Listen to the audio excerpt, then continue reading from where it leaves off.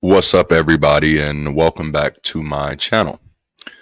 For this one, I would like to invite you all to sit in somewhat from a peripheral as I share a message to pastors who may find themselves in the closet of non belief. Um, I share this message with you not as a critic, but as someone who deeply understands, appreciates, and respects your dedication to the pastoral assignment. You've spent years, perhaps decades even, nurturing, guiding, and cultivating your church community through life's many experiences, trials, and testimonies. Your compassion and commitment have been evident in every message, every prayer, and every act of kindness that you've demonstrated.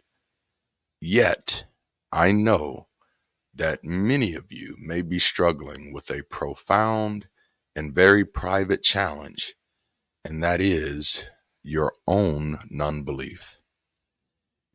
As you may know, I can very well identify with the weight of this internal conflict.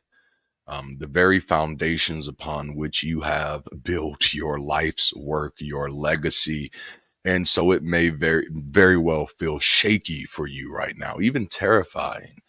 And the questions that once had clear answers now seem unsettlingly complex, or even worse, unsettlingly clear.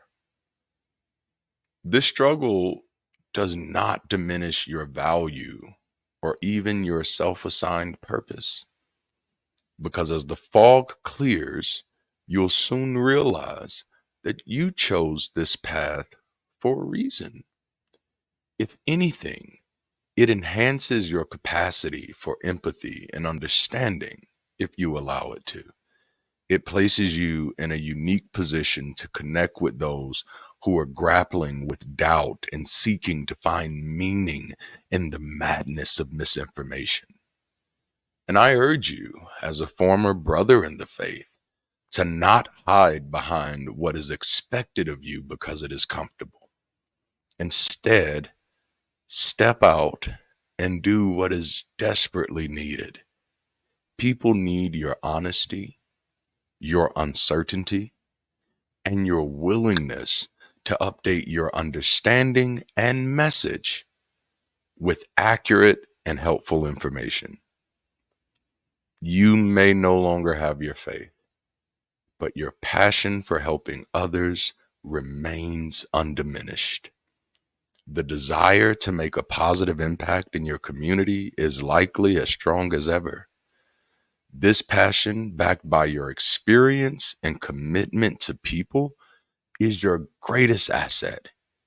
It transcends any belief and taps into the very essence of what it means to be human, to care for one another, to lift each other up, and to create spaces where people feel safe and valued, where they can safely explore their own questions without fear of judgment or condemnation.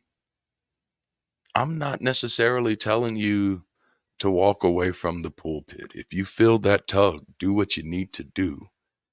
Instead, I'm asking you to imagine what your church could become if you could help it embrace a new direction, one that is progressive thinking, people centric, and affirming, life celebrating, even. You have the ability to foster an environment where honest dialogue is encouraged, where questions are welcomed, and where every individual is seen as inherently valuable.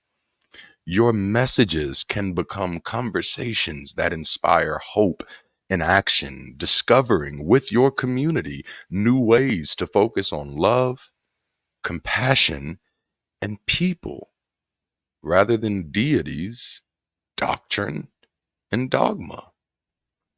You may be in the greatest position to start breaking some of the shackles that have bound religious communities for far too long. By openly addressing such issues as equality, justice, and the importance of critical thinking, you can lead your church, your congregation, your community into a new era of enlightenment and acceptance. This is not about abandoning your sense of calling, but about enriching it with a deeper understanding of humanity and the wonderful world that we live in. Many of your churches can become safe havens for people, period. Places where everyone, regardless of their background, beliefs, or doubts, feels welcomed and supported without the need for conformity or uniformity.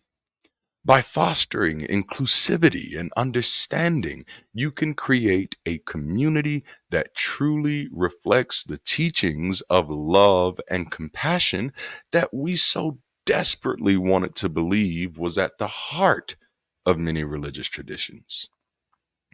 You can use your voice to help guide people back from the brink of divinely imposed brokenness and help them uncover the boundless capacity of human agency and the power of community.